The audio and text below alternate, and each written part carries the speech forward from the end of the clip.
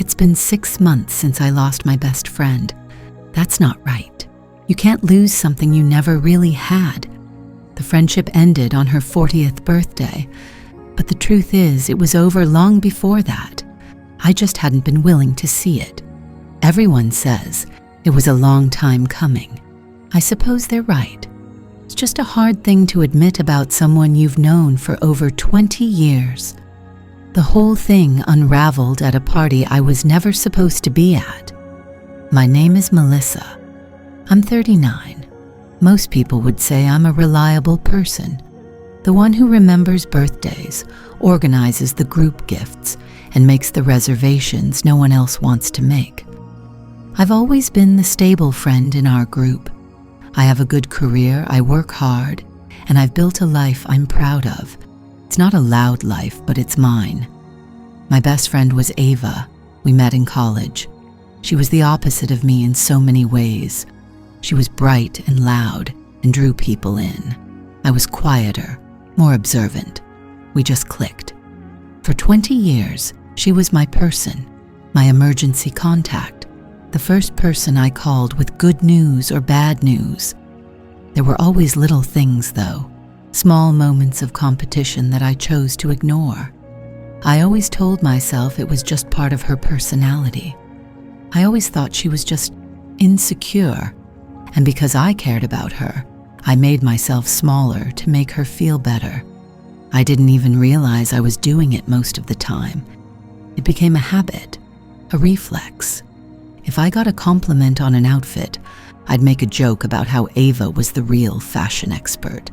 If someone praised a project I led at work, I'd downplay it.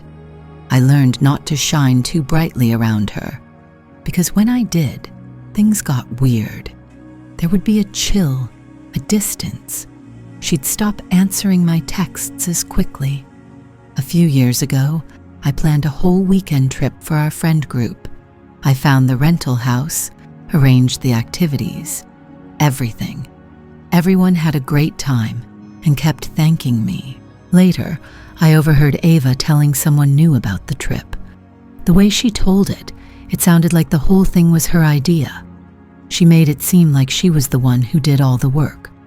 I didn't say anything. It seemed too petty to bring up. I told myself it didn't matter who got the credit. Another time, I started taking a pottery class. I really loved it. I was posting a few pictures of things I'd made, and friends were leaving nice comments. About a month later, Ava signed up for the same class, at the same studio. Suddenly, her social media was filled with it. She talked about it like she'd discovered this passion all on her own. When people brought it up, she'd say I was the one who followed her there. She made it a joke, but it felt strange. It felt like she was trying to claim something that was mine. But the real shift started about a year ago. I got a big promotion at work. It was a position that both Ava and I had interviewed for.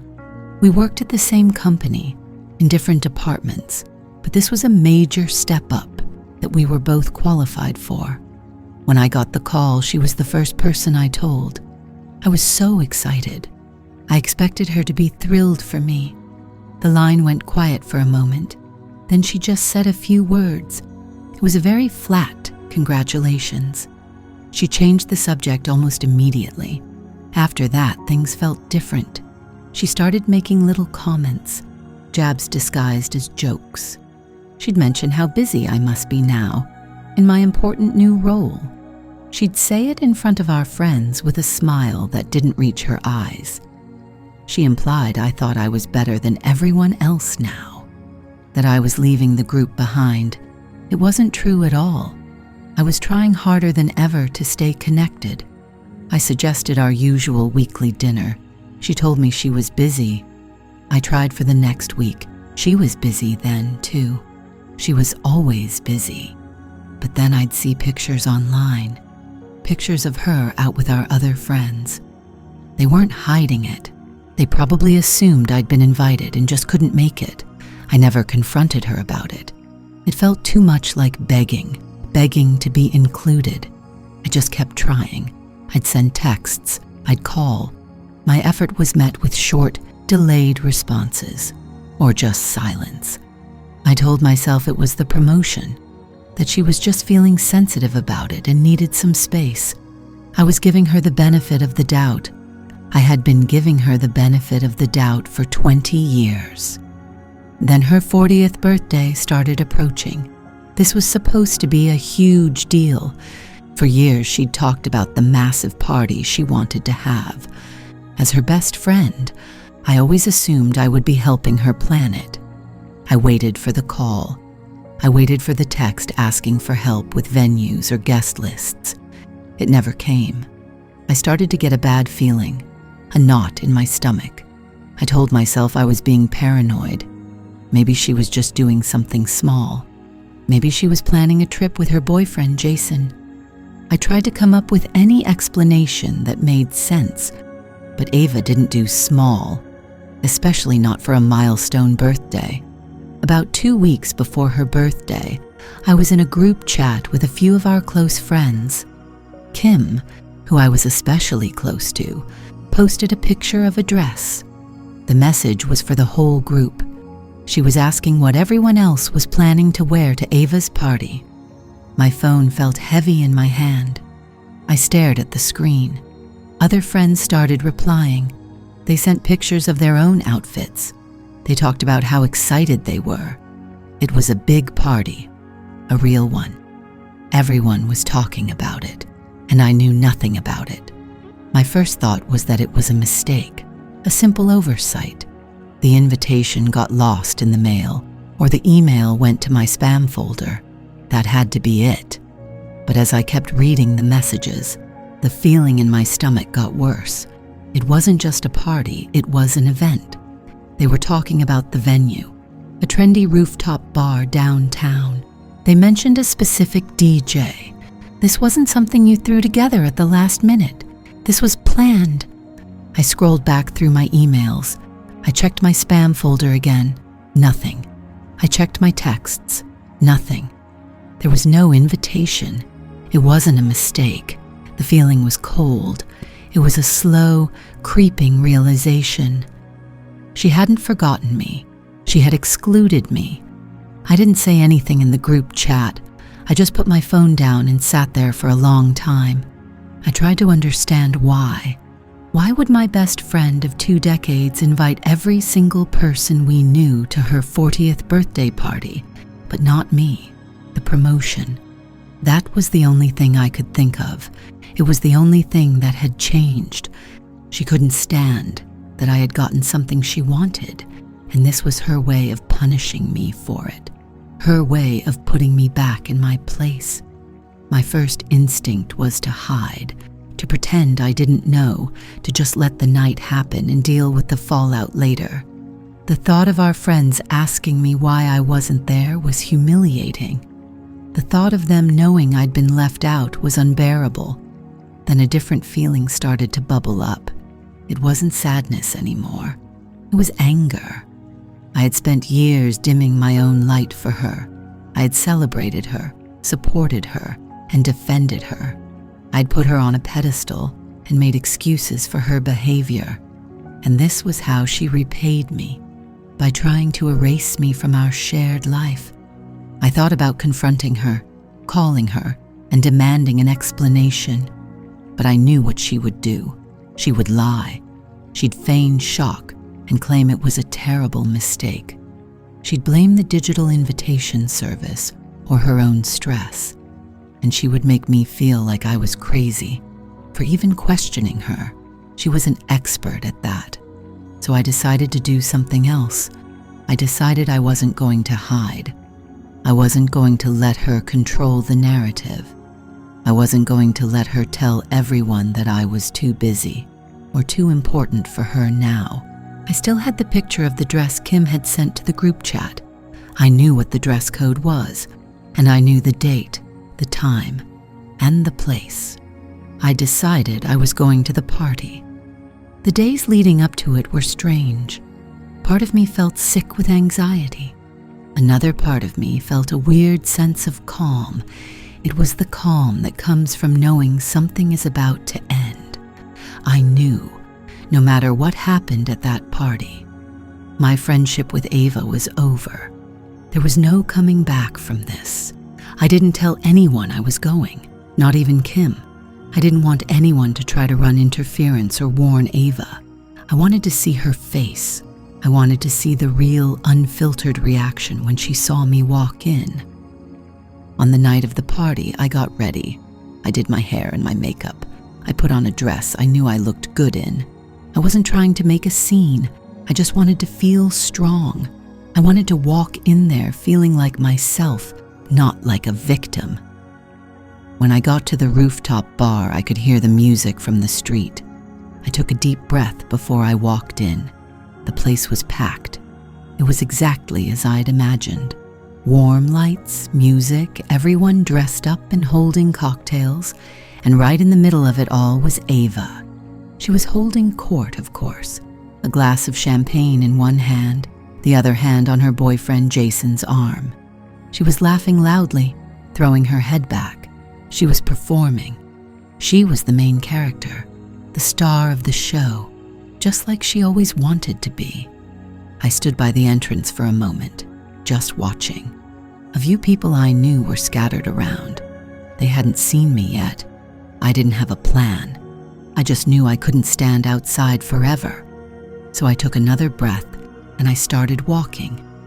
I hadn't even made it 10 feet into the room when the first person saw me. It was a friend from our wider circle, a woman named Sarah. Her eyes went wide. A huge smile spread across her face. She rushed over to me. She gave me a big hug. Her immediate reaction was just pure, genuine happiness to see me. Then came the question. She asked me what I was doing there. She sounded so surprised. Before I could even answer, she said she thought I was out of town. That's what Ava had told her. I just smiled. I told her my plans had changed. As she was talking to me, another couple came over. Friends of Ava's from work, people she was always trying to impress. They had the same reaction, total surprise followed by big smiles. They seemed so glad I had made it. One of them mentioned that Ava had said I couldn't come, that I was completely swamped with my new job. They said it so innocently. They had no idea what they were revealing. Over their shoulders, I could see Ava. She had finally noticed me. Her smile was frozen on her face. The laugh died in her throat. Her eyes locked on mine from across the room. It was just for a second, but I saw it. Pure, unfiltered panic. Her carefully constructed story was falling apart right in front of her. The narrative she had been spinning for weeks, that I was the one who had pulled away, that I was too busy and important for my old friends, was being dismantled by the simple fact of my presence. I wasn't out of town. I wasn't too busy. I was right there, and people were happy to see me. Jason, her boyfriend, noticed her expression change. He looked over at me and then back at her. I could see the confusion on his face. He clearly didn't understand what was happening. Ava recovered quickly. She plastered the smile back on her face. She turned away from me and tried to pull the attention of the group she was with back to herself. But the damage was done. The first crack had appeared. I didn't go over to her. I just let it happen. I let our friends keep coming up to me. Each person was another small cut in her story. Each innocent question was another piece of evidence. A guy from our old college group came up to give me a hug. He told me it was great to see me. He asked why I wasn't on the official Evite list. He'd noticed my name was missing and had just assumed I'd be there anyway. Another friend mentioned that she had asked Ava a few weeks ago if I was coming. Ava had given her a vague answer, something about me being hard to pin down lately. It was all coming out. Not because I was saying anything, but because they were. They were unintentionally exposing her. I just kept smiling, kept saying I was happy to be there. I didn't offer any explanations. I didn't correct their assumptions. I just let them talk. With every person who greeted me, I could feel Ava's discomfort growing. I wasn't even looking at her directly anymore, but I could feel her watching me. I could feel her desperation to regain control of the room, but the center of gravity had shifted. Then Kim found me. She came up and gave me a long, tight hug. She didn't say anything at first. She just looked at me, and her expression said everything. She knew. Of course she knew. She pulled me slightly away from the nearest group. She kept her voice low. She told me what had been happening. She confirmed all my suspicions. Ava had made a point of telling everyone that she had invited the whole group. She'd bragged about it. She wanted credit for being so inclusive and thoughtful. But when people asked about me specifically, she had a story ready. She told everyone that I didn't want to come. She said I was pulling away, that the promotion had changed me, that I didn't have time for these kinds of things anymore. Hearing it all laid out like that, it was painful, but it was also clarifying. It was so much worse than a simple, petty act of revenge. It was a calculated campaign to isolate me from our friends, to ruin my reputation within the very circle of people I cared about most. She didn't just forget me. She had actively tried to push me out. I looked over at Ava again. She was talking animatedly to a small group, gesturing with her hands. She was trying so hard to be the center of attention again, but she kept glancing over at me and Kim. She knew that Kim was telling me the truth. I just nodded as Kim spoke. I felt a strange sense of calm settle over me. The anxiety was gone. The anger was gone. All that was left was clarity. I knew what I had to do. I wasn't going to cause a scene. I wasn't going to have a screaming match in the middle of her party. That's what she would have done. But I wasn't her. I stayed for a little while longer. I talked to friends. I let them see that I was fine, that I was the same person I had always been. I made sure they saw that I wasn't the aloof, self-important person Ava had described. I was just Melissa, their friend. Who was there at a party just like them? Finally, I saw Ava break away from her group and start heading toward me. Her face was a mask of strained politeness. The performance was about to begin. This was the moment. She pulled me aside toward a quieter corner of the rooftop. She didn't want an audience for this part. She started whispering. The excuses came tumbling out one after another. She said she thought I was too busy. She said she heard I was going to be traveling for work. She told me the whole party was a last-minute thing, even though I knew she'd been planning it for months. Then came the ultimate excuse, the one I had been waiting for. She told me it had just slipped her mind. It was all so crazy, planning everything, and she had just forgotten to add me to the list. A simple, honest mistake. I just stood there and listened. I didn't interrupt her. I let her say all the things she thought I needed to hear. I watched her face as she lied to me, the face of the person I had called my best friend for half my life. And I felt nothing. No anger, no sadness, just a profound sense of distance. I realized the truth in that moment. It wasn't about the promotion, not really. That was just the trigger. The real reason she didn't invite me was because she couldn't stand the idea of me being at her party. Not the new me. The me with the promotion. The me who was getting a little bit of attention. She couldn't risk it. She couldn't risk someone outshining her. Not at her own party. Not on her big night. My presence was a threat to her position as the main character. So she had to remove me from the cast. When she finally ran out of excuses, she looked at me, expecting me to accept her apology, expecting me to smooth it over, to make it okay, just like I always did. I looked her right in the eye. I kept my voice quiet and steady. I told her not to worry about it. And then I said the words that I knew would end it all. I told her she wouldn't have to forget to invite me next time. Her face crumpled. The fake smile, the strained politeness, It all fell away. For a split second, I saw the real Ava, the scared, insecure person underneath it all. She understood what I meant. It was over. I didn't wait for a response. I just turned and walked away. I walked past our friends. I walked out of the bar and didn't look back. Leaving that party felt like walking out of a cage I didn't even know I was in. The fallout was quiet. There was no big drama, no public shaming. Ava didn't call or text. I think she knew there was nothing she could say, but other people did. Kim called me the next morning just to check in. She said after I left, the mood of the party completely deflated. She said Jason had looked confused and upset. He had apparently asked a few people what was going on. He had no idea Ava had excluded me. In the weeks that followed, the group dynamic shifted. It happened naturally. Friends started reaching out to me individually, to grab coffee, to have dinner. They didn't mention Ava or the party. They just wanted to connect.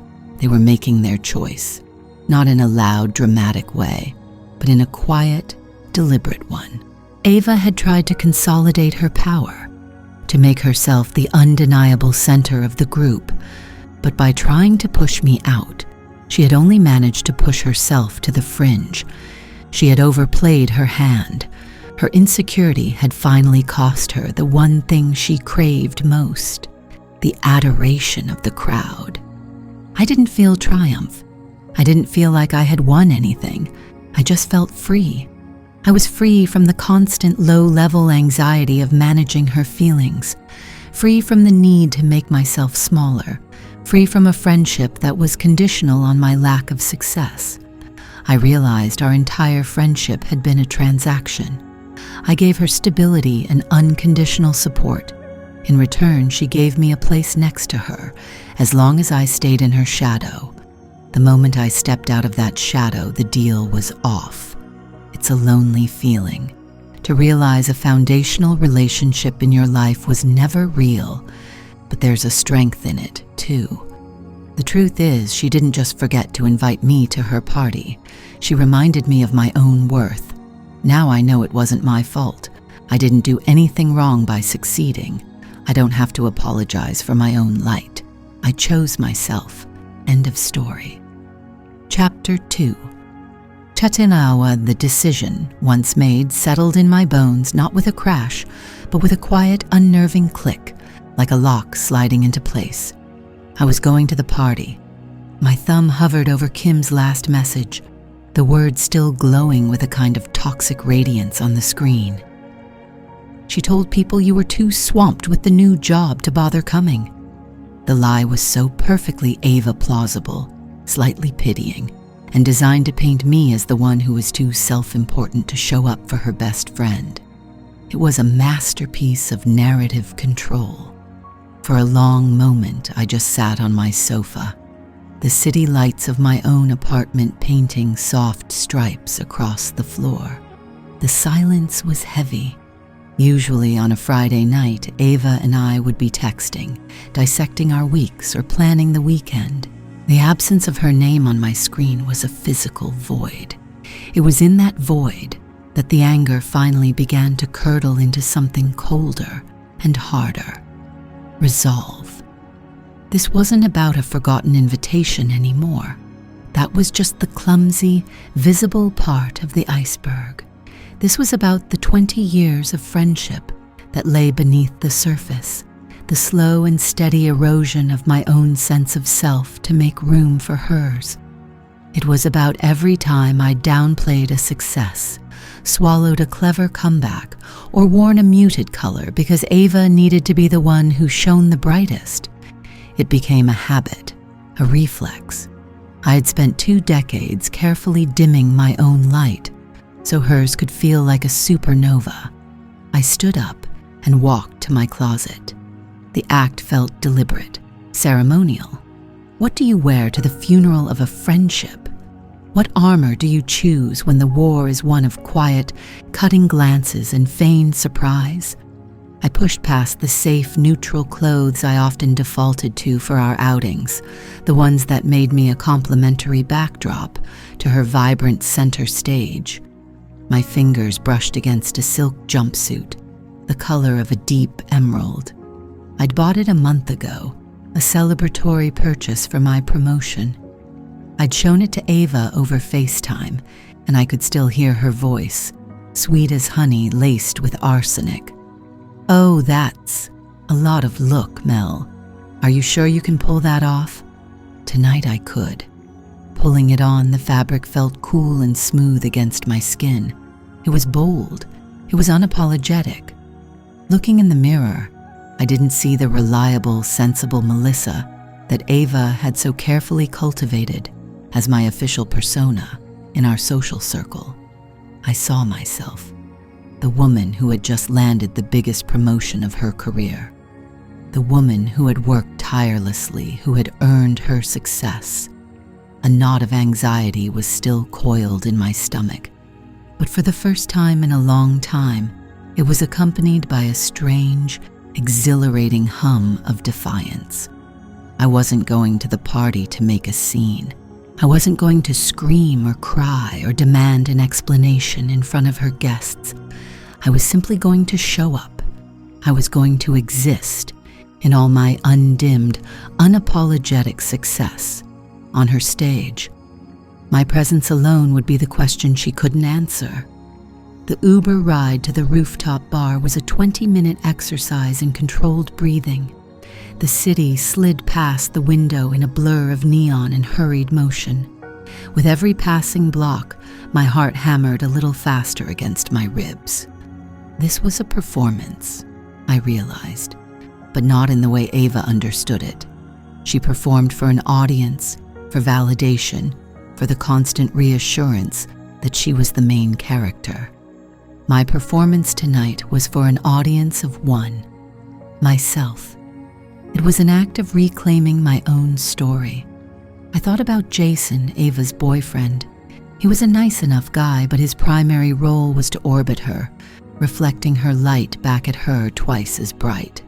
He'd surely be there, playing the part of the gracious host, completely oblivious or willfully ignorant of the social machinations his girlfriend was orchestrating. He would see me and assume it was all a simple misunderstanding. That was Ava's greatest talent, making her deliberate cruelty look like a series of unfortunate, innocent mistakes. The car pulled up to the sleek modern hotel. The rooftop bar, the Perch, was one of the trendiest spots in the city, a place to see and be seen. Of course, it was. It was the perfect stage for Ava's 40th birthday extravaganza. As I stepped out of the car, the cool night air hit my face, a stark contrast to the heat building under my skin.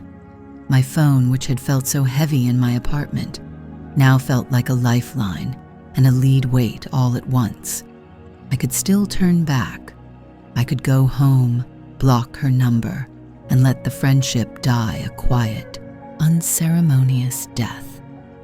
No one would have to know the depth of the humiliation. But they would. Kim knew. And if Ava had told Kim's group chat, she had told others. The story was already out there. Melissa, so consumed by her new job, couldn't be bothered. Ava would be holding court, accepting sympathy for her friend's perceived abandonment. The thought was clarifying. It propelled me through the gleaming lobby and into the elevator. The ride up was silent, a smooth, swift ascent that made my stomach drop. The doors opened directly into the low, thumping bass of the party. The space was gorgeous, an open-air terrace surrounded by glass walls, offering a glittering 360-degree view of the skyline. Fairy lights were strung overhead, mingling with the glow of heaters. The place was packed. Laughter and conversation swelled and broke like waves. A sea of stylish people holding elegant cocktails. It was exactly the scene I'd pictured, Ava's curated world. I stood just inside the entrance for a moment, letting my eyes adjust. I felt a sudden sharp pang of loneliness. These were my friends, too, or at least I thought they were. I saw clusters of familiar faces, people from college, from work, couples we'd gone on vacation with, and in the center of the largest, loudest group, holding a champagne flute like a scepter, was Ava. She was wearing a shimmering gold dress, practically incandescent under the party lights. She was laughing, her head thrown back, a perfect portrait of a woman who was loved, celebrated, and completely in control. She hadn't seen me yet. Her back was mostly to the entrance as she regaled her audience. I took a deep, steadying breath, the air tasting of expensive perfume and cold night. I felt strangely calm, the way you do in the eye of a storm. The anxiety had receded, replaced by a quiet, solid certainty. I didn't need to fight. I didn't need to argue. All I needed to do was walk out of the shadows. I took a single step forward, moving from the dim entryway onto the main terrace. I made no move toward Ava's group. Instead, I aimed for a quiet spot near the edge of the bar, intending to order a glass of water and simply be. But I only made it 5 feet. Melissa? Oh my God! The voice belonged to Sarah, a friend from our old book club. Her face was a perfect picture of delighted surprise. She detached from her small group and rushed toward me, wrapping me in a hug. I'm so glad you could make it. Ava was saying you were absolutely buried in that new role. We were all so bummed you weren't coming. I felt a dozen pairs of eyes turn toward us. Over Sarah's shoulder, I saw Ava's circle fall quiet. Her laughter had stopped, and then slowly, she turned. Our eyes met across the crowded rooftop. The curated joy on her face flickered, then vanished, replaced by a flash of pure, unadulterated panic. The star of the show had just seen a ghost walk onto her stage. The performance was over. The elevator ride down from the rooftop was a silent descent from a world I no longer belonged to. The forced thumping of the bass line receded with every floor, replaced by the quiet hum of machinery. I had expected to feel a storm inside me rage or a shattering sorrow. Instead, there was only a profound and unnerving stillness, the knot that had lived in my stomach for years, the one that tightened whenever Ava held court or delivered a jab disguised as a joke, was simply gone. Its absence was a hollow space, clean and quiet. Stepping out into the cool night air of the city felt like breaking the surface of murky water. I took a deep breath, the scent of street food and exhaust fumes suddenly clarifying, real. Above, the party was a distant constellation of string lights, a stage where a drama was still playing out. But I was no longer in the cast. I had walked off set. My phone, which had felt like a lead weight in my purse all evening, remained silent on the walk to the subway. The quiet felt like a grace period. It was just me and the rhythmic click of my heels on the pavement, a steady beat marking the first steps of a life that was now, suddenly, solely my own. The performance was over. There was no one to manage, no ego to soothe, no light to dim.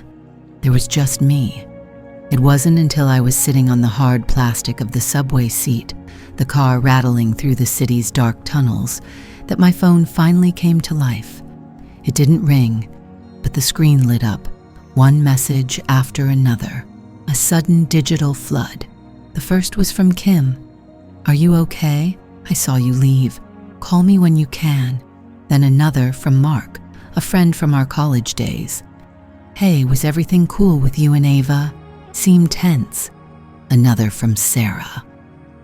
"So good to see you, but you left so fast. We need to actually catch up."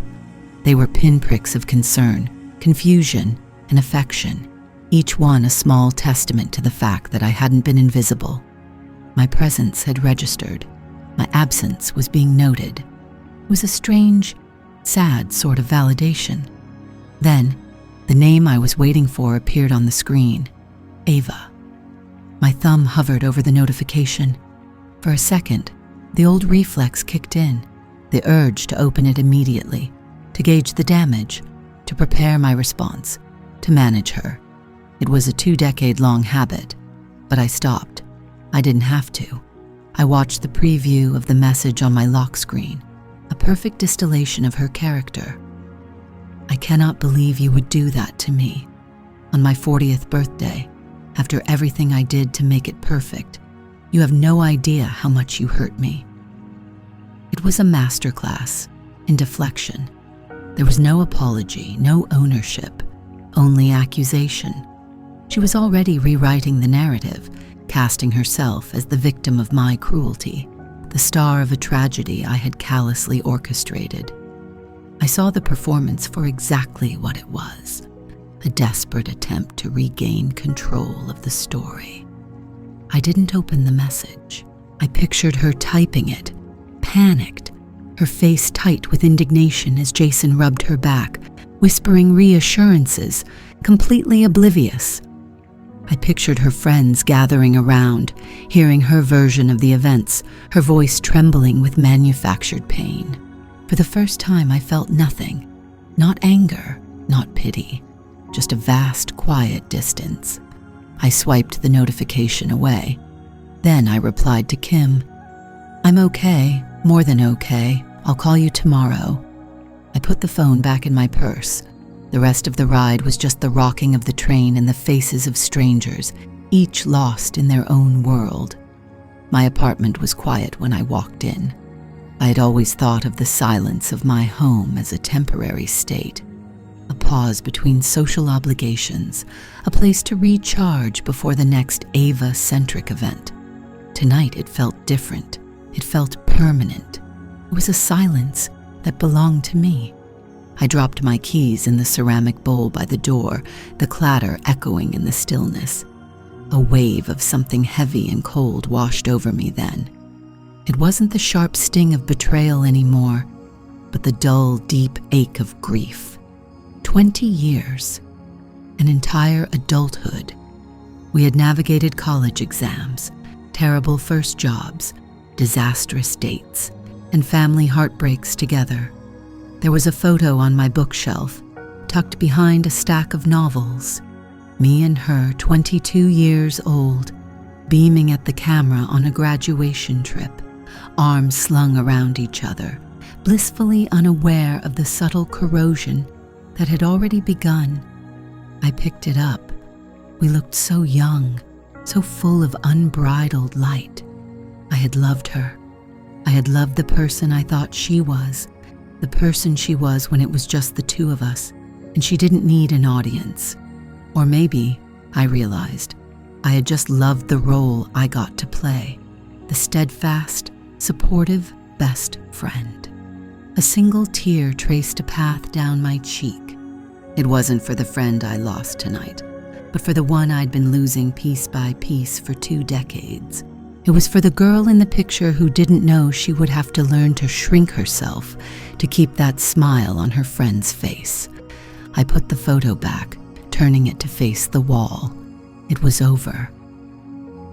The next morning, I made coffee and sat by the window, watching the sun climb over the neighboring buildings. The light filled my apartment, warm and unfiltered. I didn't check my phone.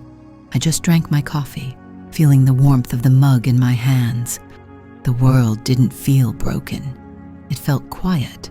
It felt new. Around 10, I called Kim. "Mel," she answered on the first ring, her voice tight with worry. "God, are you really okay?" "I am, Kim. I really am." "What happened after I left your side? Ava cornered you, didn't she?" I recounted the conversation, the words spare and clinical, the Evite glitch, the frantic, empty eyes. My final, simple sentence. When I finished, there was a long pause on the other end of the line. "Good for you," Kim said, her voice thick with emotion. "God, Mel, good for you." "What happened after I left?" I asked, my voice even. I wasn't asking for gossip. I was asking for confirmation. Kim sighed. "It was weird. She came back to the table with Jason and her face was like a thundercloud. She was trying so hard to pretend everything was fine, laughing a little too loudly. But everyone could tell something was wrong. Jason kept asking her what was going on, and she just shook her head and said, "Melissa just has a lot going on right now. She's not herself." The same old script. My success was a sickness, a deviation from the person I was supposed to be. Did people buy it? Not really, Kim said, and I felt a small, clarifying shift inside me. Mark came over to me and asked what her deal was. Sarah said it was bizarre that you came all the way there just to leave after 5 minutes. People weren't buying her story, Mel, because they saw you. You were just calm. You weren't making a scene. You were just there. And your being there made her whole narrative, the one she's been spinning for months, about you being too busy and too important for us, fall apart. The rooftop bar, the public stage. It had been the perfect setting after all. My quiet presence was a fact that her fiction couldn't absorb. She kept trying to get the party started again, Kim continued, but the energy was gone. It was like someone had pulled the plug. People started leaving pretty early.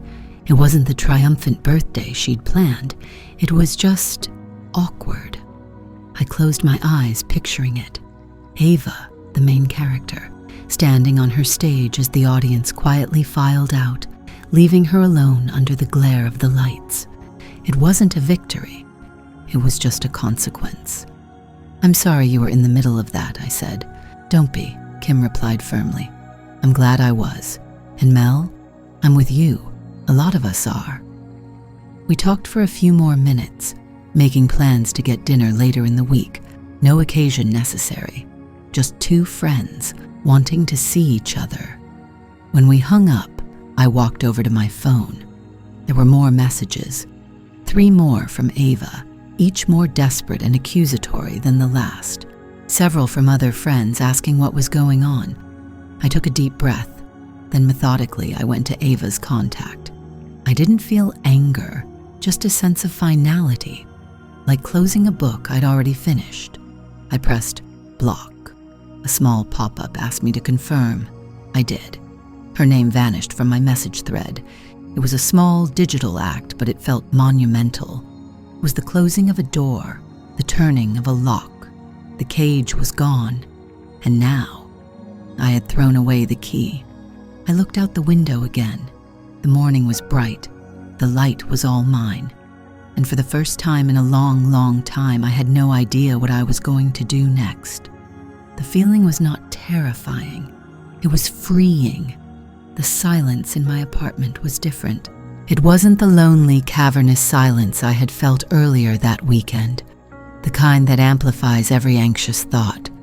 This was a clean silence, open. The space where Ava's frantic energy and the constant low-grade hum of my efforts to manage it used to be was now just mine. My phone lay on the coffee table, face up. The absence of her name, of the potential for a flood of texts, felt like a weight had been lifted not just from my screen, but from the very air I was breathing. Blocking her number had been a simple 2-second action, but it felt as definitive as signing a treaty. It was over. I slept that night a deep, dreamless sleep, the kind I hadn't realized I'd been missing. The next morning, I woke up to the sun slanting through my window, and for the first time in months, my first thought wasn't a reflexive check-in on Ava's mood or our social calendar.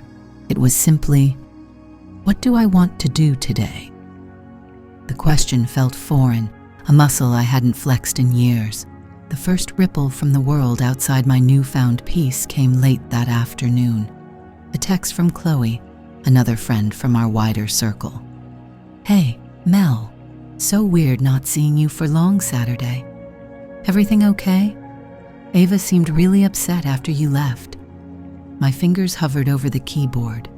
My old self would have launched into a frantic, people-pleasing explanation, trying to smooth things over.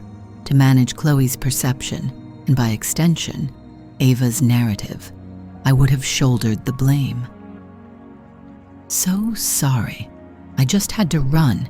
Didn't mean to upset anyone. It was a familiar script, one I had performed for 2 decades. But I wasn't that character anymore. The performance was over. I took a breath and typed a response that was truthful without being dramatic. Hey, Chloe. Everything's fine on my end. It was just time for me to go. Let's catch up soon, just us? I hit send. It felt clarifying. I wasn't feeding the drama, nor was I validating Ava's version of events. I was simply drawing a boundary, shifting the focus from the group to a direct, one-on-one connection. It was a small act, but it felt like laying the first brick in a new foundation. The full debrief came on Tuesday. I met Kim at our favorite little coffee shop, the one Ava always complained was too quiet. The irony was not lost on me. Kim was already there, a steaming mug in her hands, her expression a mixture of concern and something that looked like grim satisfaction. Okay, she said, leaning forward as I sat down. Spill. You walked out of there like a queen leaving a boring court, but I need to know you're okay. I'm better than okay, Kim, I said, and the words surprised me with their own certainty. I'm free, she smiled, a real relieved smile. Good, because the show she put on after you left was worthy of an award. I settled back, stirring my latte, ready to hear the epilogue to a story I was no longer a part of. It was like the air went out of a balloon, Kim began. You were so quiet, so calm. You didn't make a scene. You just existed. And your existence broke her entire narrative. After you walked out, the music seemed too loud. Everyone's laughter felt forced. The whole performance just stopped. She took a sip of her coffee. Jason cornered her by the bar about 10 minutes later. He looked so confused, completely blindsided. I was close enough to get the gist. He kept saying, "But you said she was in Aspen for work. You said she couldn't make it." His voice wasn't angry. It was just lost. A familiar knot tightened in my stomach, the ghost of an old protective instinct. I pushed it down. "And Ava?" I asked, my voice even. "Instant waterworks," Kim said, shaking her head. Full-on, shoulder-shaking sobs. She told him you were jealous of her happiness, that you'd been distant ever since my promotion. She's still trying to claim that one, by the way, and that you crashed her party just to ruin her big night and make it all about you. I let out a short, humorless laugh. Of course she did. The final act, the wronged heroine. It was so predictable it was almost boring. She couldn't stand being the villain in a story, so she had to burn the set down and recast herself as the victim. Jason bought it, I think, Kim admitted, or at least he wanted to. He spent the rest of the night hovering around her, fetching her drinks, while she put on this brave, tragic face. But other people, they weren't so sure. Sarah asked me point blank, "Why would Melissa do that? Doesn't sound like her at all." And Mark just kept shaking his head, saying the whole vibe was off. We sat in silence for a moment, the quiet of the coffee shop a welcome buffer. The news didn't bring me joy, just a profound, hollow sadness for the friend I thought I had. The Ava I knew was still in there, buried under layers of insecurity and a desperate need to be the star. But she had made her choice. She had chosen the spotlight over our friendship.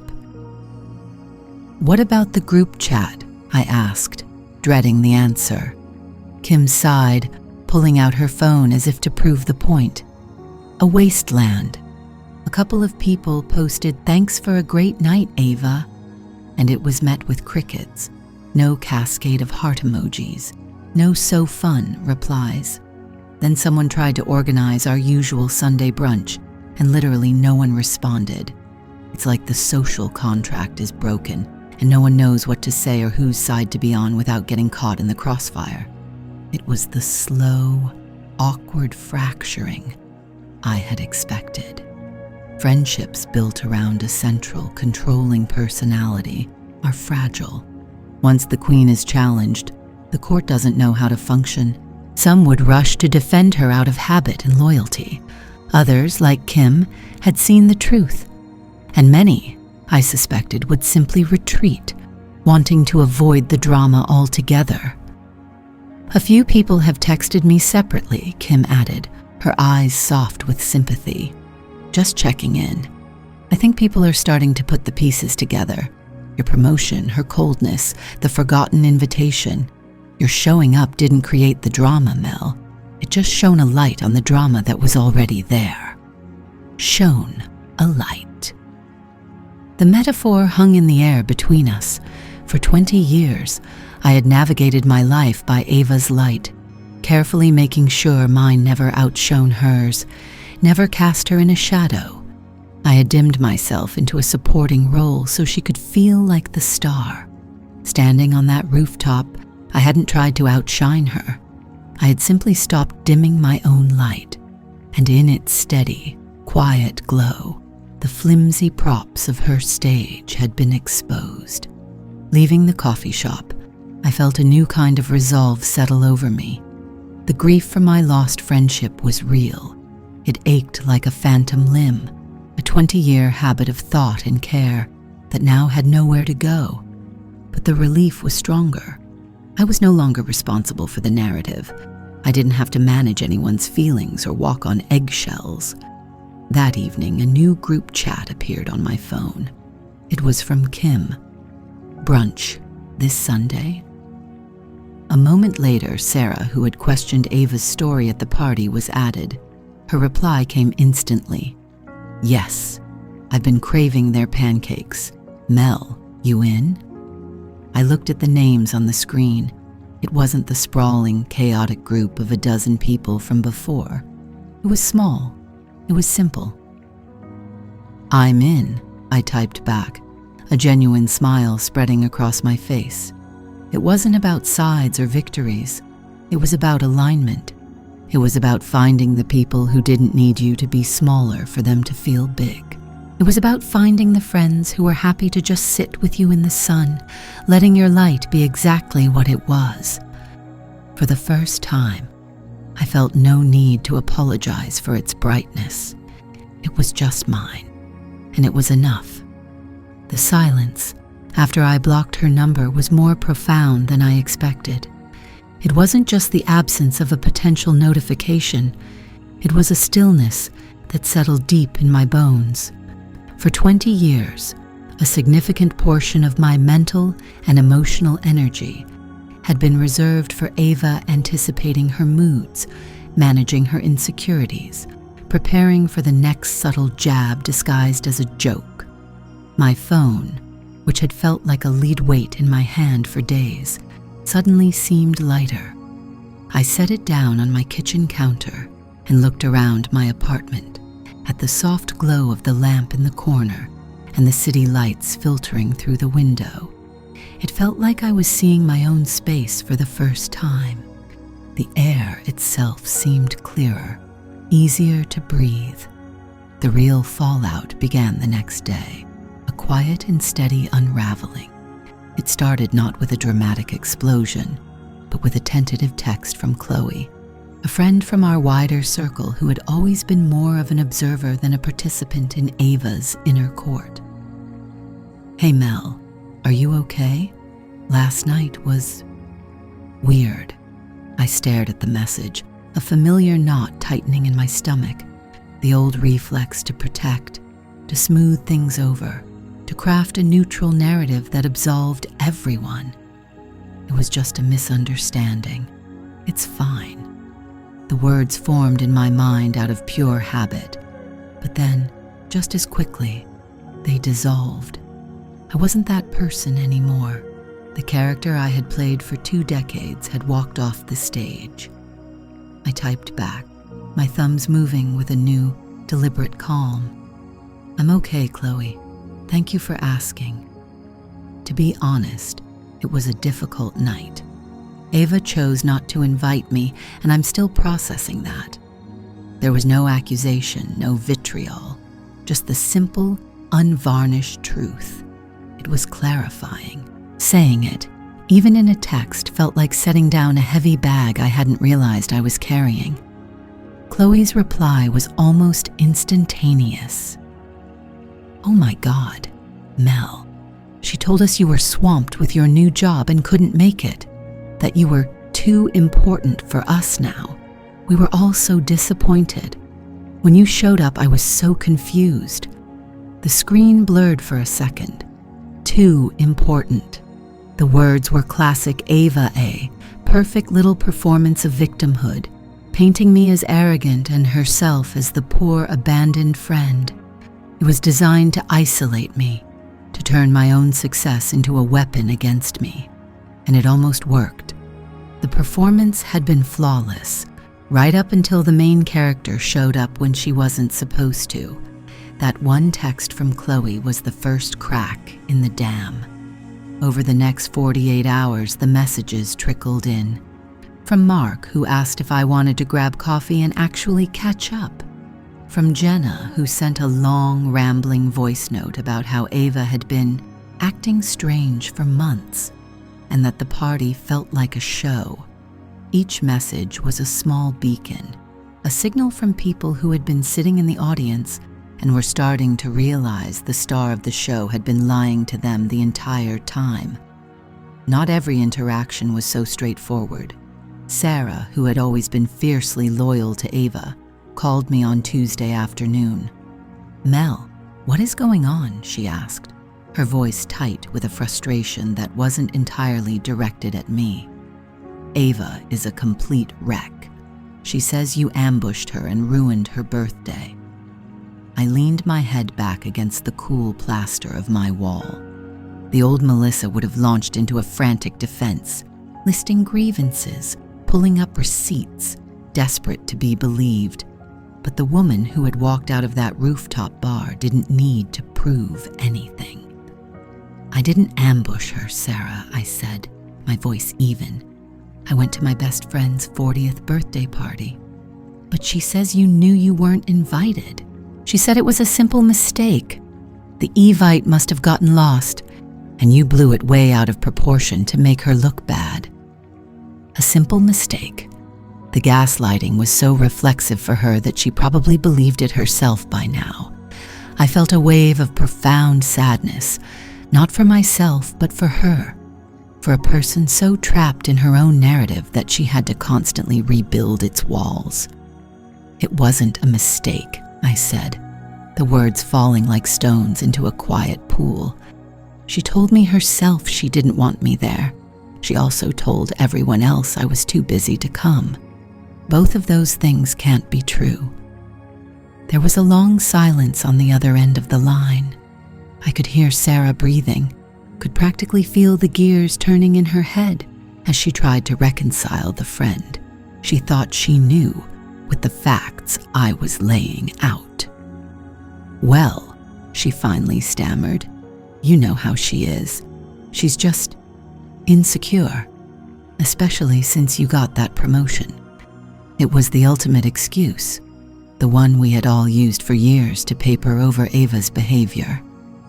"You know how she is. It was a get-out-of-jail-free card for cruelty." "I do know how she is," I said softly. "I've known for 20 years. But her insecurity isn't my responsibility to manage anymore. It's not an excuse to lie to our friends and try to humiliate me." The finality in my own voice surprised me. It was the sound of a door clicking shut. Sarah didn't have a response to that. We ended the call a few moments later with a vague, awkward promise to talk soon. But I knew something fundamental had shifted between us too. I had refused to play my part in the drama, and in doing so, I had disrupted the entire ecosystem. The most unexpected message came that evening. It was from Jason, Ava's boyfriend. "Hey Mel, I don't know what to say about Saturday. I am so sorry. Ava's locked in our room and won't talk to me. I had no idea she hadn't invited you. I'm just really confused." My heart ached for him. He was a good person, caught in the undertow of her emotional chaos. I thought about what to write back for a long time. I could have unloaded, given him the full history of her competitive slights and manipulative games. But what would have been the point? It wasn't my job to blow up her life, only to step out of it. My freedom didn't require her destruction. "It's okay, Jason," I typed. "It's complicated and has been for a long time. Our friendship ran its course. I truly wish you both the best." I hit send before I could second guess it. It was a clean break. No fire, no scorched earth, just a quiet, deliberate closing of a chapter. I was walking out of the cage, not trying to burn it down with her still inside. That week, I started to feel the space Ava used to occupy. It was a vast, open expanse in my mind. For years, I had unconsciously filtered my good news, downplaying achievements and softening my own light, so it wouldn't cast a shadow on her. When I got the email confirming my promotion, my first thought hadn't been joy. It had been a cold spike of dread about how I would tell Ava. When I bought my first piece of real art for my apartment, I hid it when she came over, knowing she would make a backhanded comment about how it must be nice to have that kind of money. It had become a habit, a reflex. Dim your light. Don't shine too brightly. Now, standing in my living room, I looked at that painting hanging on the wall. It was a vibrant abstract, full of bold blues and radiant gold. I had bought it because it made me feel hopeful. For the first time, I looked at it and felt nothing but my own uncomplicated joy. The light wasn't something to be managed or apologized for. It was just mine. On Friday, Chloe texted again. "A few of us are grabbing dinner tonight, low-key. Want to join?" I thought about the last time I had gone out with my friends. The anxiety, the careful performance, the tension of waiting for Ava to hold court. Then I thought about tonight. Dinner with Chloe, Mark, and Jenna. People who had seen the truth and hadn't looked away. "I'd love that," I replied, and the feeling that spread through my chest wasn't relief or triumph. It was something quieter and far more powerful. It was peace. As I got ready, choosing a dress because I liked the way it felt, not because it was unassuming, I felt a lightness I hadn't realized was possible. I wasn't stepping onto a stage or into a battle. I was just going to dinner. I was just going to be myself. And for the first time in a long time, that felt like more than enough. Blocking Ava's number hadn't been a grand, furious gesture. It was quiet, definitive, and felt less like slamming a door and more like turning a key in a lock. The click was silent, internal, but I felt it resonate through my entire body. I had walked out of the cage, and now I was securing the gate behind me. I slept a dreamless, heavy sleep that night, the kind that comes after a long fever has finally broken. Waking up the next morning felt like surfacing. The first thing I noticed wasn't relief, but a strange and echoing silence. For 20 years, my phone had been an extension of my friendship with Ava. A morning text, a funny meme, a frantic call about a work drama. It was a constant humming frequency in the background of my life. Now that frequency was gone. It felt like having a phantom limb. I'd reach for my phone expecting to see her name, only to remember it would never appear there again.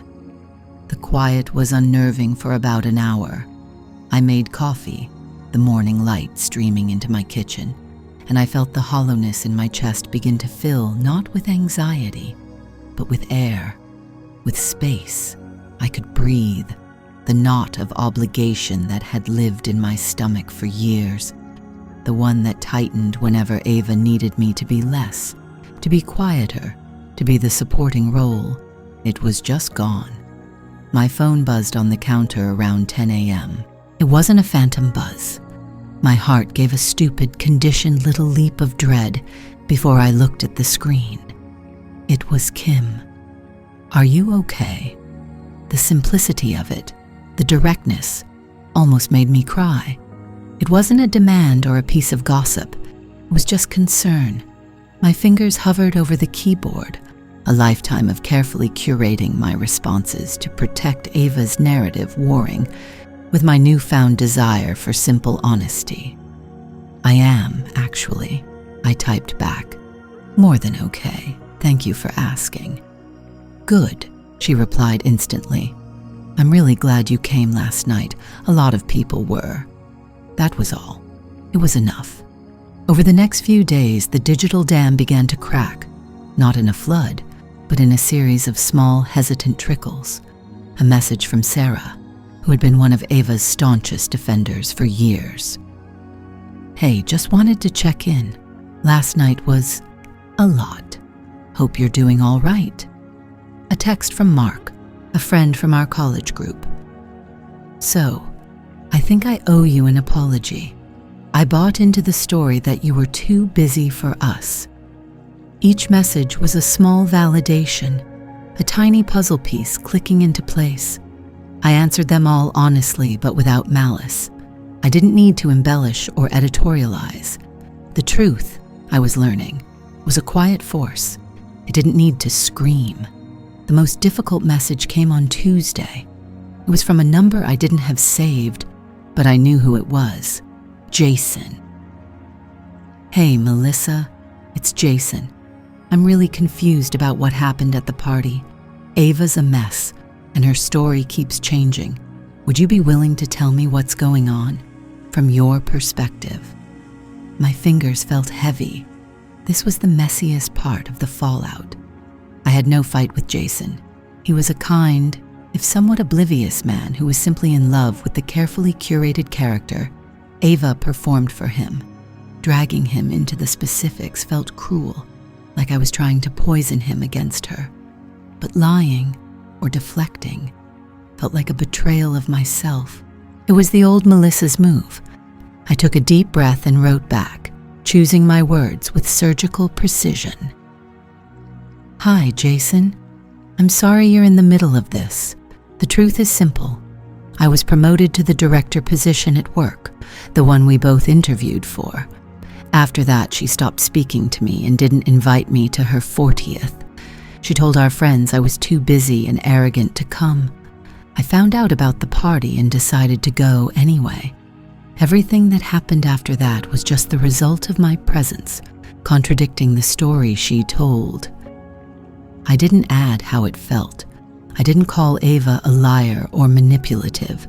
I just laid out the facts, like stones on a path. It was his path to walk, not mine to lead him down. He replied almost immediately. "Thank you for being straight with me. I appreciate it." The silence from Ava, meanwhile, was absolute. It was a dense, weighted silence, full of unspoken fury. I knew her well enough to know she wasn't reflecting or feeling remorse. She was regrouping. She was recasting the play, rewriting the script where she was once again the wronged party, the victim of a cruel and jealous friend. Kim confirmed as much when we met for coffee that Friday. "It's a full-blown damage control tour," Kim said, stirring her latte and shaking her head. "She's telling people you showed up to deliberately ruin her big night because you were jealous she was getting all the attention for her birthday." I felt the old, familiar sting of it, the absurdity, the sheer audacity of her narrative spinning. But this time, it was followed by a surprising new feeling: pity. How exhausting it must be to live like that, constantly shoring up a brittle facade, terrified that one crack will bring the whole thing down. "Is anyone buying it?" I asked, my voice calm. Kim took a sip of her coffee, her eyes meeting mine over the rim of the cup. "Some. The ones who need her to be the sun they orbit. But a lot of people aren't. Jason isn't." My breath caught. "What happened with Jason?" "He confronted her after you left. Kim said, leaning forward. Her voice dropped. Mark told me he was with them when Jason drove her home. He said Jason just kept asking her very calmly, "Did you lie to me, Ava? Just tell me if you lied to me." And she completely melted down. Not apologies, tears, accusations. She told him he was attacking her on her birthday, that I had put you up to it, that you were trying to steal her friends and her boyfriend. It was a classic Ava move, a cornered animal, lashing out and making herself the victim, the star of a tragedy of her own making. He left, Kim said quietly. He told her he needed some space to think. He's been staying with Mark for the past few days. A wave of something complex washed over me, not satisfaction, but a profound, aching sadness. I hadn't wanted to blow up her life. I had only wanted to claim my own. I hadn't realized how inextricably tangled they had been, how my standing up straight would inevitably knock over her house of cards. It wasn't just Jason, Mel, Kim continued, reaching across the table to touch my hand. Seeing you there, so calm, while she was scrambling. It was like a light switched on for a lot of people. They started connecting the dots, the little jabs she'd make at your expense, the times she'd jokingly diminish your accomplishments. For years, she's been painting this picture of you as this fragile, needy friend who relied on her. But at the party, she was the one who looked fragile. You looked strong. Strong. I had never felt strong. I had just felt done. I'd reached the end of my capacity to shrink. Maybe, I realized, that's all strength really was. Not an act of aggression, but a quiet refusal to bend anymore. The following weekend, my apartment was filled with the low hum of conversation and soft laughter. It wasn't planned. Kim had come over with a bottle of wine. Then she texted Sarah, who lived nearby, to join us. Sarah asked if she could bring Mark, who'd been wanting to talk to me. Soon there were 6 of us crowded into my living room, sharing takeout pizza from boxes balanced on our laps. No one mentioned Ava's name. We didn't need to. There was no gossip, no gloating. We talked about work, about a new show on Netflix, about Mark's disastrous attempt to build an IKEA bookshelf. It was easy. It was normal. There was no central character holding court, no performer demanding the spotlight. We were just a constellation of friends, each with our own light. At one point, I looked around the room, at Kim laughing, at Sarah and Mark debating the merits of pineapple on pizza, at the comfortable, lived-in mess of my own space. A feeling of deep, quiet contentment settled in my bones.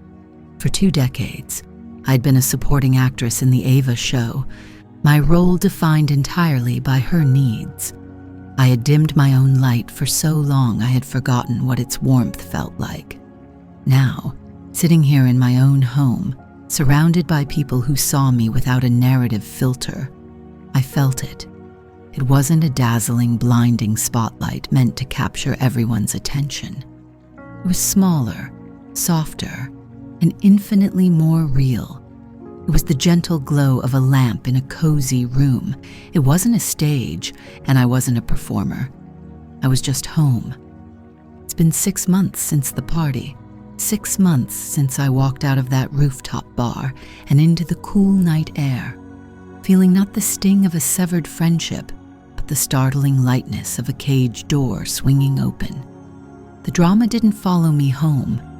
There were no late-night calls, no barrage of angry texts, no digital warfare waged across our shared social circles. The end of my 20-year friendship with Ava wasn't an explosion. It was a quiet, final click, like a lock disengaging. The fallout when it came was just as quiet. It happened in trickles, not a flood. A week after the party, Sarah, a mutual friend I'd always liked, but kept at a careful distance because of Ava's possessiveness, sent me a simple text. Coffee, my treat. We met at a small cafe, the kind of place Ava would have dismissed as having no scene. The air smelled of roasted beans and baked bread, a comforting, earthy scent. There were no performances here. Sarah stirred her latte, her expression gentle. "I just wanted to say I'm sorry," she said, not quite meeting my eyes. I heard Ava's version of things, about you being too busy for everyone after the promotion. It didn't feel right, but..." She trailed off, shaking her head. "Seeing you walk into that party looking so calm, it was clarifying." That was the word she used, clarifying. It was the perfect word. It's what the entire evening had been for me. I didn't need to defend myself or recount my side of the story. Sarah didn't ask for it. We just talked about work, about a new book she was reading, about the ridiculousness of trying to find a ripe avocado at the grocery store. It was easy. The conversation flowed without the familiar undercurrent of competition or the need to measure my words. I didn't have to dim anything. I realized, with a small, internal jolt, that this was what a normal friendship felt like. A partnership, not a hierarchy. Similar calls and texts came from a few others. There were no grand pronouncements of taking sides. It was more a quiet, natural realignment, like iron filings shifting toward a new magnet. Some friends, the ones who enjoyed the orbit Ava created, remained firmly in her camp. I felt no anger toward them. They were part of her audience, and every performer needs an audience. I was just done being part of the cast. The most seismic shift, however, had nothing to do with me directly. 2 weeks after the party, Jason, Ava's boyfriend, moved out. I heard it through the grapevine, a piece of news delivered with a hushed, almost reverent tone. Apparently, my quiet appearance at the party had unraveled more than just Ava's narrative about me. It had pulled a thread on the entire tapestry of her life. Jason had seen her panic, seen the mask slip when her carefully constructed story fell apart under the weight of a few simple questions. He had seen the person behind the performance, and he decided he couldn't live with her. My heart ached for him, for the collateral damage of a war I never wanted to fight, but it was a distant, empathetic ache, not a personal one. It was no longer my mess to manage. I finally saw Ava 3 months ago. It was a Tuesday morning, gray and drizzling. I was in the produce section of my local supermarket debating between spinach and kale when a familiar voice cut through the store's tinny music. "No," I specifically said, "oat milk. Is it that hard?" The voice was sharp, frayed at the edges. I froze, my hand hovering over the kale. A knot of conditioned anxiety tightened in my stomach, a reflex left over from 2 decades of placating her moods. I took a slow, deep breath and peeked around the end of the aisle. There she was, phone pressed to her ear, looking smaller than I remembered. Her hair wasn't perfectly blown out. She wore sweatpants and a faded college hoodie. The vibrant, magnetic energy she used to command a room was gone. Without her stage and her curated audience, she wasn't the star of the show anymore. She was just a woman, tired and annoyed, standing in the dairy aisle. Our eyes met for a fraction of a second. A flicker of something shock, anger, maybe even shame crossed her face before her mask of indifference snapped back into place. She gave a curt, almost imperceptible nod, turned her back, and walked away. And I felt nothing. The knot in my stomach dissolved. There was no surge of triumph, no lingering bitterness. The woman who had occupied such a massive space in my life, whose moods had dictated my own, was now just a stranger in the grocery store. The hold she'd had on me was broken, not just in practice, but in my very cells. I put the kale in my cart and kept shopping. In the months since, I found myself rediscovering parts of myself I had packed away for her convenience. I started painting again, setting up an easel in my spare room. I'd given it up years ago after Ava had glanced at one of my canvases and called it a cute little hobby. The jab, disguised as a compliment, had been enough to make me put the brushes down. Now, the smell of turpentine fills my apartment on weekends, and the creative energy feels like a homecoming. At work, the change is less tangible, but more profound. I speak up in meetings without mentally editing my thoughts first. I pitch ambitious projects without a voice in my head warning me not to shine too brightly. The promotion that triggered this whole cascade no longer feels like a source of conflict, but a confirmation. I earned it. I deserve it. I no longer feel the need to apologize for my own light. I think about the friendships sometimes, not with longing, but with the detached curiosity of an archaeologist examining an artifact. I can see the pattern now, stretching all the way back to our college days. The way she'd subtly put me down in front of boys I liked. The way my successes were always met with faint, condescending praise, while her smallest achievements were celebrated like national holidays. I had been her supporting character for so long that I forgot I was supposed to be the lead in my own life. It's a humbling thing to admit your own complicity. I wasn't just a victim of her manipulation. I was a willing participant. I handed her the dimmer switch to my own light every single day. I craved her approval, a warmth she only offered when I was standing in her shadow. Leaving that party was about more than just leaving Ava. It was about leaving the version of myself who believed she needed to be smaller, to be loved. Last night I had dinner with Sarah and a few other friends. We sat on a patio sharing a bottle of wine, the conversation easy and full of laughter. At one point I told a story about a recent win at work, a challenging project I'd managed to pull off. As I spoke, I felt a familiar warmth spread through my chest. But this time, it wasn't reflected glory from someone else. It was mine. It was the steady, quiet glow of my own life, my own accomplishments, my own happiness. And I didn't dim it for anyone. Walking out of the grocery store, the automatic door sliding shut behind me felt like closing a book. Not a book I loved, but one I had been obligated to read for 20 years. Seeing Ava her cart filled with single-serving meals, her posture slumped. The vibrant performance of her life, seemingly on intermission, wasn't a moment of triumph. There was no surge of victory, no satisfying flash of karma. It was just quiet, a quiet clarifying, the final faint echo of a long, loud noise that had finally, blessedly, stopped. I got into my car and sat for a moment, the hum of the engine a gentle counterpoint to the silence in my head. For 6 months, I had braced myself for this encounter. I'd played it out in my mind 100 times, imagining a tense standoff in a coffee shop or a forced, awkward greeting at a mutual acquaintance's wedding.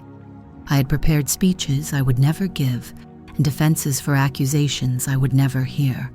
But reality was so much simpler. It was two strangers passing in an aisle, their shared history a ghost hovering between the brightly lit shelves of pasta sauce and crackers.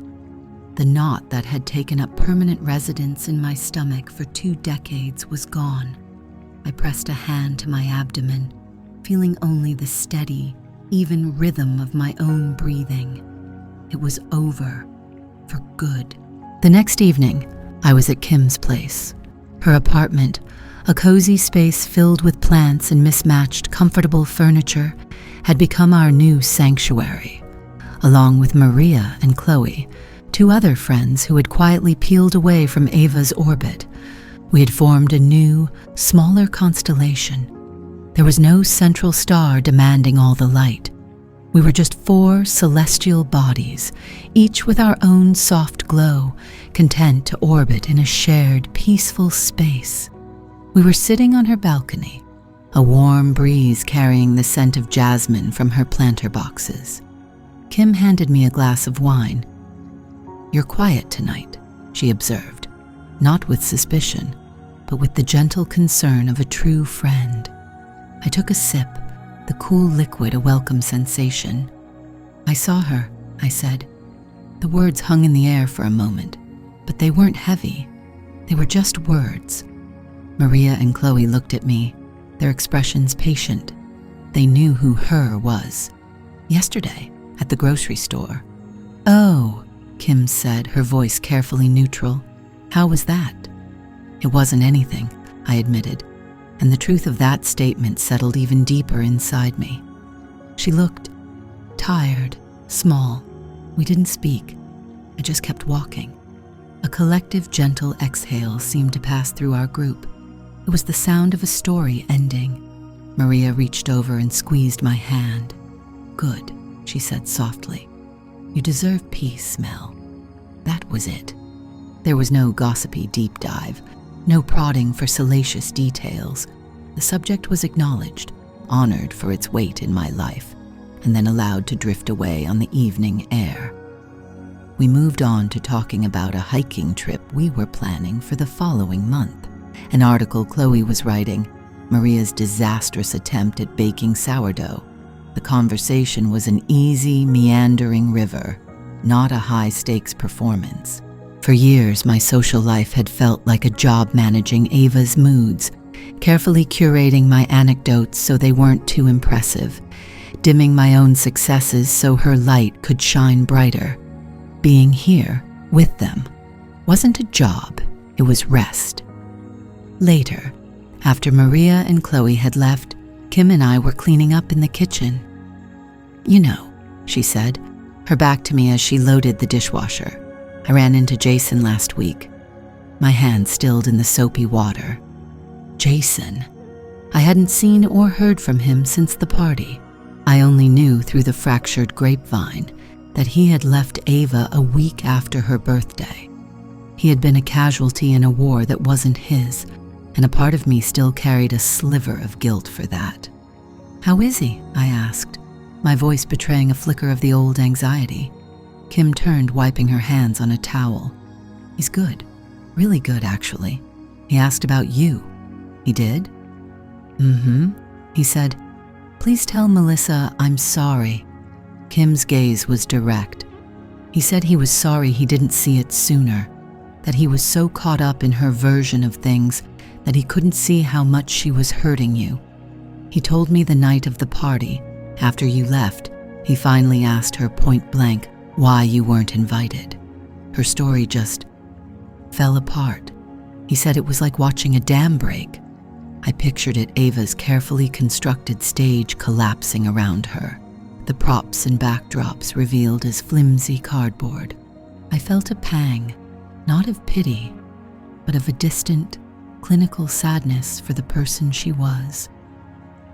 She told him you were jealous of their relationship, that you were trying to drive a wedge between them, Kim continued. It was the last straw for him. He realized she'd been building a narrative where she was the victim in every story, even the ones she wrote herself. I nodded slowly, absorbing the information. It wasn't surprising, but it was validating. It was one more piece of the puzzle clicking into place, clarifying the picture I had only just begun to see clearly. "He seems happier," Kim finished, stacking the last plate. "Lighter. I think you leaving gave him the permission he needed to leave too." The thought was sobering. My one act of self-preservation had inadvertently freed someone else from their own cage. Walking out of that party hadn't just been about me reclaiming my own light. It had cast enough of a glow for someone else to find their way out of the dark. The guilt I'd felt about Jason dissolved, replaced by a quiet sense of shared liberation. We had both escaped the gravitational pull of a dying star. The weeks that followed were marked by a series of small, significant shifts. At work, a high-profile, notoriously difficult project came up. In the past, I would have immediately shied away, worried that taking it on would be seen as overly ambitious, as trying to shine too brightly. I could almost hear Ava's voice in my head, the jab disguised as a joke. Wow, Mel, trying to take over the world?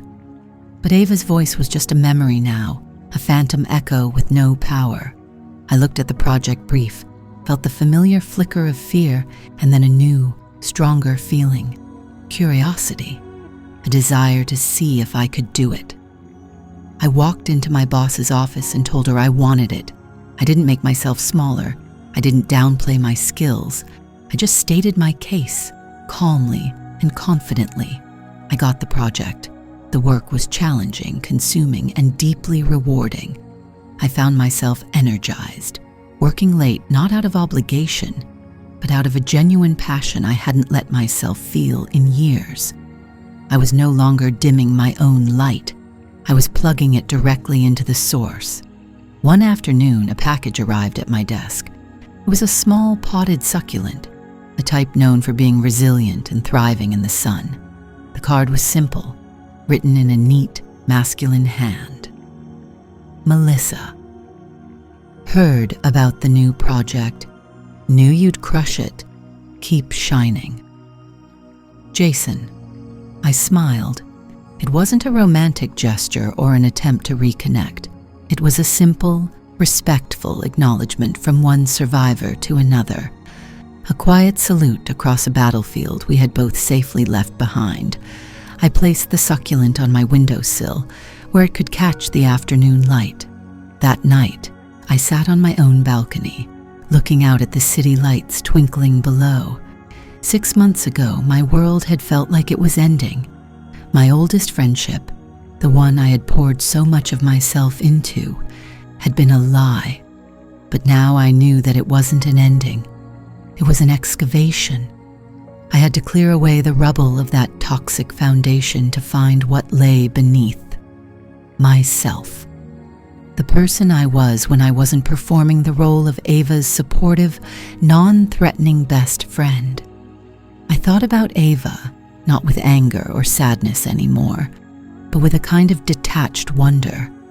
I heard from Kim that she had a new job, a new circle of acquaintances, a new boyfriend. She was rebuilding her stage, recasting her show. Maybe it would work for her. Maybe she would always need an audience and a spotlight to feel real. But I didn't need a stage anymore. I didn't need an audience. All I needed was the quiet, steady glow from within, a light I had almost forgotten was mine. And for the first time in a long, long time, I wasn't afraid to let it shine. The automatic doors of the grocery store slid shut behind me, but the chill of the freezer aisle clung to my skin long after I was back in the warmth of my car. I sat for a moment, hands gripping the steering wheel, my breath fogging the air. Seeing Ava had been like watching a movie from my childhood, one I once knew by heart but now found alien and distant. The characters were familiar, but the emotional connection was gone. Her face, which for 2 decades had been a mirror for my own joys and sorrows, was now just a face. Thinner, yes. A little lost around the eyes, certainly. But the gravitational pull she once exerted on me, the force that had dictated my orbit for so long, had vanished. There was no surge of anger, no satisfying flash of triumph. There wasn't even pity. There was only a profound and clarifying emptiness. The space she had occupied in my mind for 6 long months, a space filled with hurt, then rage, then a tense, waiting silence, was finally, simply, vacant. The knot of dread I had carried in my stomach for years, the one that tightened whenever I had good news to share or a differing opinion to voice, had dissolved. I pressed a hand to my abdomen. Nothing. Just the steady, quiet hum of my own body, belonging completely to me. It was over. Not just the friendship, but the haunting of it. The ghost in the machine was gone. I started the car, the engine a low rumble of agreement, and pulled out into the afternoon traffic, heading home. A week later, I was sitting on my balcony with Kim. the setting sun painting the sky in strokes of orange and violet.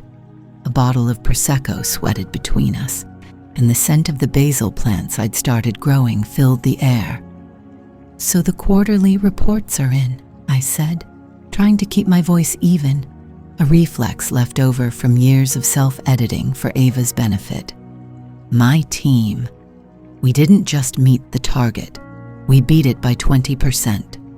Kim's face broke into a huge grin. She didn't hesitate, didn't qualify the moment.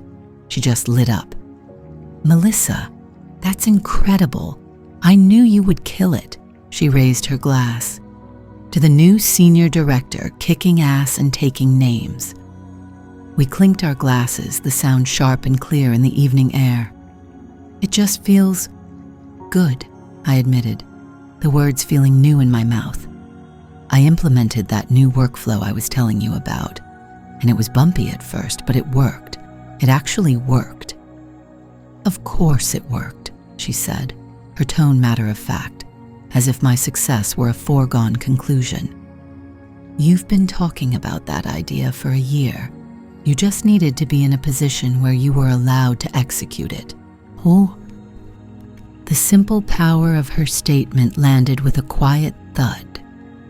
Allowed to execute it. It wasn't just about the promotion. It was about the permission I had finally given myself, the permission Ava's presence had always implicitly denied. With Ava, this news would have been delivered with a shrug, couched in apologies. "It was a team effort, really," I would have said. "I got lucky," I would have added. I would have felt compelled to shrink my achievement down to a manageable size, something that wouldn't cast too long a shadow on her own stage. But with Kim, there was no stage. There was just a balcony, 2 friends, and a shared, uncomplicated joy. We spent the next hour talking about her latest project, about a terrible movie we both wanted to see, about the ridiculous price of avocados. It was easy. It was the kind of friendship that didn't require a constant, exhausting performance. It was the kind of friendship that felt like coming home. As she was leaving, she gave me a hug. "I'm really proud of you, Mel, for all of it." I knew she didn't just mean work. I hugged her back, feeling a warmth spread through my chest that had nothing to do with the Prosecco. It was the warmth of a light being switched on, not a spotlight for an audience, but a soft lamp in a quiet room. My thoughts drifted, as they sometimes did, to the other loose thread from that time, Jason. About a month after the party, a small, elegantly wrapped package had arrived for me. Inside was a book on architectural history, a subject I'd mentioned loving once, years ago, in a passing conversation he'd somehow remembered, and a simple card. "I'm sorry for my part in all of it. I'm glad you're shining." Shining. The word had struck me then, a perfect echo of my own internal metaphor. I had sent back a polite, brief text, thanking him for the thoughtful gift. I expected that to be the end of it. But a few days later, he'd replied, "Would you be open to getting coffee sometime? No agenda. Just feel like I owe you a direct apology." My first instinct was to say no. It felt messy, a potential epilogue to a story I had already closed. But the more I thought about it, the more it felt like a necessary piece of housekeeping. This wasn't about Ava anymore. It was about 2 people who had been caught in the orbit of her insecurity. It was about closing the door cleanly, without leaving any drafts. We met at a small, neutral cafe downtown. He looked tired, but his eyes were clear. There were no games, no carefully constructed narratives. He simply apologized for not seeing the dynamic sooner, for believing the story he'd been fed about me being too busy and too important for my old friends. "It's like she was the director of a play," he said, stirring his coffee with a small spoon. "And everyone had a role. You, me, all her friends. The problem was, You started getting better reviews than the star of the show, and the director couldn't have that. It was the most succinct and accurate summary of my 20-year friendship with Ava I had ever heard. Hearing it from him, from someone who had loved her, was profoundly validating. It was like finding a second witness to a crime you were starting to believe you'd imagined. She told me you blew her off to go on a work trip, he said, shaking his head. The night of the party. She showed me a text from you that was, I see now it was completely out of context. She had the whole performance rehearsed. I just nodded, a strange calmness settling over me. I felt no need to defend myself or offer my side. The truth was already sitting there between us, plain and simple. I hope she gets help, he said quietly, more to his cup than to me, but I can't be in the audience anymore. We finished our coffee, the conversation shifting to neutral territory books, work, the city. When we parted ways, we shook hands. It was a firm, respectful handshake that signaled an ending. Not the dramatic, shattering end I'd had with Ava, but a quiet, mutual closing of a chapter. As I walked away, I didn't feel sad or triumphant. I felt lighter. Another string had been cut. That evening, I was in my living room, sketching in a notebook, rediscovering a hobby I'd let fall by the wayside years ago. The lines felt clumsy at first, my hand unsure, but slowly a rhythm returned. My apartment was quiet, filled with the soft glow of a single lamp. My phone was on the table, silent. No group chat notifications pinging with passive-aggressive jabs, no anxious waiting for a text that would set the tone for my day. The encounter in the grocery store, the celebration with Kim, the coffee with Jason, they weren't separate events. They were all part of the same quiet process of reclamation. I was reclaiming my time, my hobbies, my successes, my very thoughts. I thought of Ava one last time, not with anger, but with a kind of detached curiosity. I wondered if she had found a new cast for a new play, or if she was sitting in an empty theater, the house lights having come up to reveal the shabby set and the vacant seats. But the thought was fleeting, because for the first time her story held no interest for me. It was a book I had finished reading and placed back on the shelf. My own story, however, was still being written, and I was the one holding the pen. I looked down at the drawing taking shape on the pager row of houses on a quiet street, each with a light glowing warmly in the window. My hand moved with a newfound confidence, my own light steady and bright, illuminating the path ahead, and I was finally, peacefully, content to walk it alone. The walk home from the rooftop bar was a study in contrasts. The city was still alive, pulsing with a Saturday night energy that I had always found infectious. But inside me, a profound quiet had settled. It wasn't the tense, watchful quiet I had grown accustomed to, the kind that comes from holding your breath, waiting for the other shoe to drop. This was a different silence altogether, spacious, clean, and utterly my own. It was the sound of a cage door swinging open, not with a crash, but with a quiet, decisive click. My apartment, when I stepped inside, felt different too. For years, its quiet corners had been filled with the phantom weight of Ava's expectations, her dramas, her needs. My phone, sitting on the kitchen counter, had been a conduit for that weight, a small, dense object that could deliver a day-ruining text at any moment. Now the air felt lighter. The silence wasn't an absence. It was a presence. It was peace. I didn't sleep much that night, but for the first time in months, I wasn't tired. I lay in bed and watched the city lights paint shifting patterns on my ceiling, feeling the knot that had lived in my stomach for the better part of a year finally, fully dissolve. I had walked into that party expecting a battle, a dramatic confrontation, a fiery climax to a 20-year story. Instead, the ending had been quiet, almost anticlimactic, and far more powerful for it. I hadn't needed to raise my voice, to defend myself, to list my grievances. I just had to show up. My simple, calm presence was the one thing her carefully constructed narrative couldn't withstand. The next morning, sunlight streamed through my windows with an unfamiliar clarity. I made coffee and sat by the window, watching the world wake up. My phone remained silent. No angry texts from Ava, no concerned messages from mutual friends.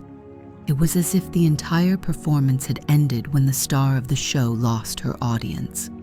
The quiet was so complete, it was almost unnerving, a blank page after a chapter filled with frantic, overwritten prose. The first ripple in the stillness came just after noon. A text from Kim. "Are you okay?" I smiled. It was the perfect first message, simple, direct, and centered on me. "I'm better than okay," I typed back. "I'm good, really good. How are you?" Her reply came instantly. "Relieved, worried about you. Last night was something else." A moment later, she added, "Can I call?" "Tell me everything that happened after I left," I said as soon as I answered. I didn't need the validation, but I needed the information. I needed to know how the play had ended. Kim took a deep breath. It was like someone pulled a plug, Mel. The music was still playing, but the energy just drained out of the room. A few people came up to me and asked if you were all right, why you left so suddenly. They said you looked serene. That was the word Mark used, serene. I processed that. I hadn't been trying to perform serenity. I had simply felt it.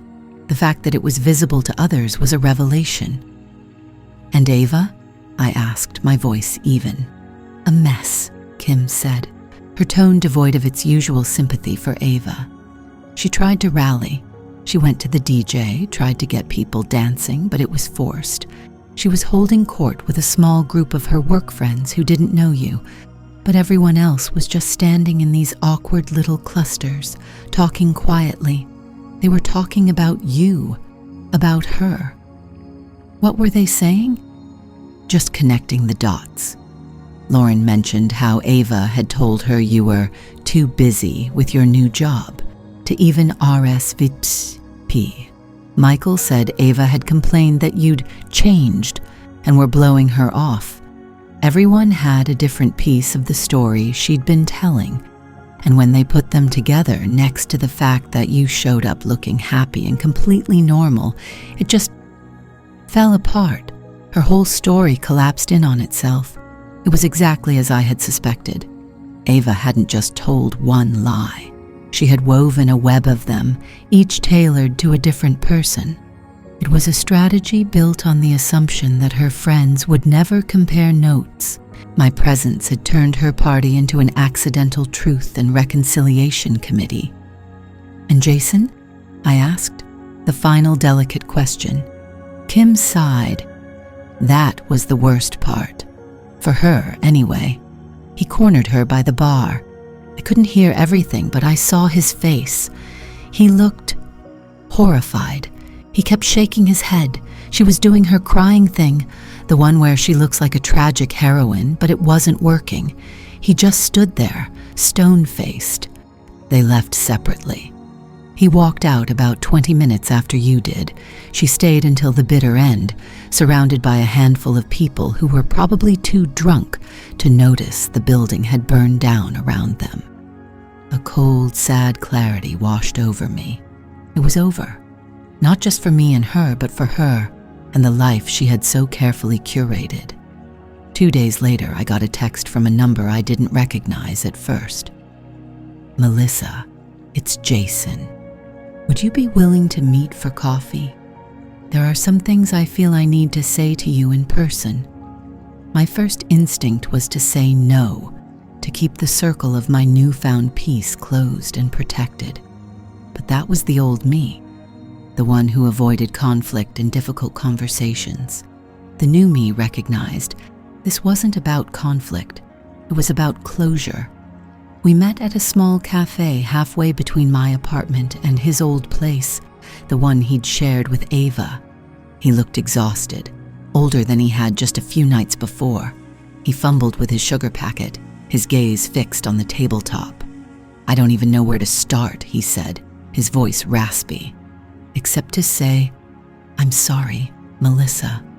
I am so sorry." "You have nothing to be sorry for, Jason," I said gently. "You didn't know." "But I should have," he insisted, finally looking up at me. His eyes were filled with a dawning, painful understanding. That's what's killing me. The little things she'd say over the past few months. I just took them at face value. Mel's getting a little arrogant since the promotion. Mel's not making time for her old friends anymore. I'm worried she's losing herself. It was so subtle, just a jab here, a concerned comment there. She was building a case against you, and I was her star witness, without even knowing I was in a trial. He described how, after the party, he had confronted Ava.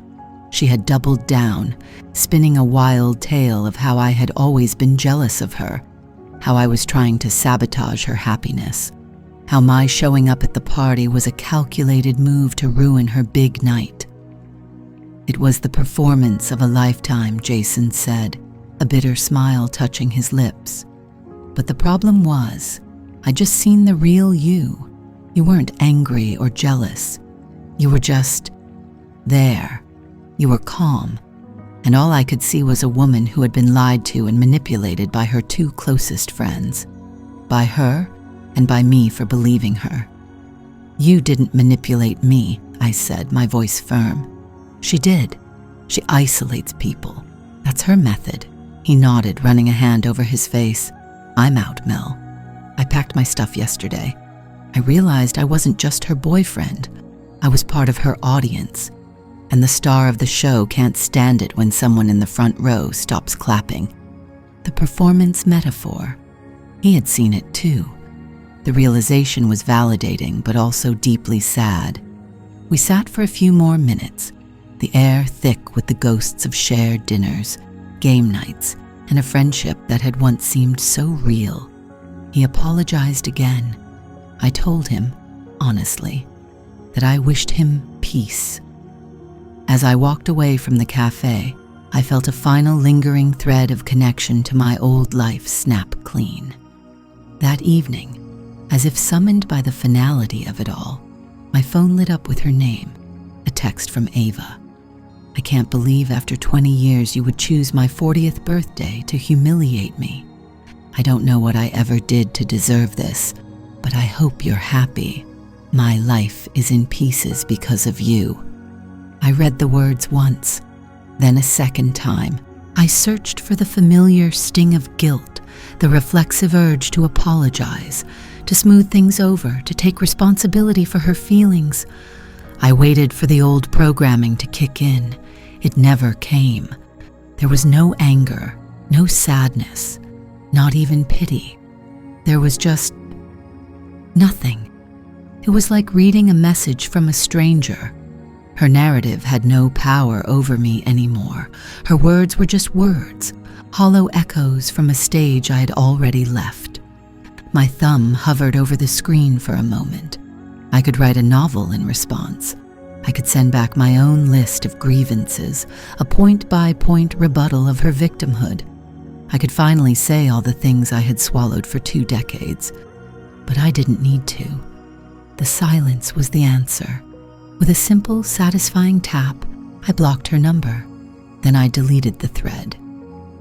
The following weekend, Kim, Lauren, and I went for a hike. The air was crisp and cool, and the sunlight filtering through the autumn leaves was golden. We talked about work, about bad dates, about a new book Lauren was reading. At the summit, as we looked out over the valley, Lauren got a notification on her phone. "Oh, wow," she said, her face breaking into a huge grin. "I got the grant, the one for the community arts project." Kim and I erupted in cheers, hugging her tightly. "That's amazing," I said, my happiness for her pure and uncomplicated. "We have to celebrate." And in that moment, standing on top of a mountain with friends who were genuinely warmed by each other's light, I finally understood. Friendship isn't about dimming your own shine so someone else can feel bright. It's about finding the people who are happy to stand in the sun with you, whose own light only makes yours glow brighter. I had spent 20 years in the shade. Now, I was learning to stand in the sun, and it felt like coming home.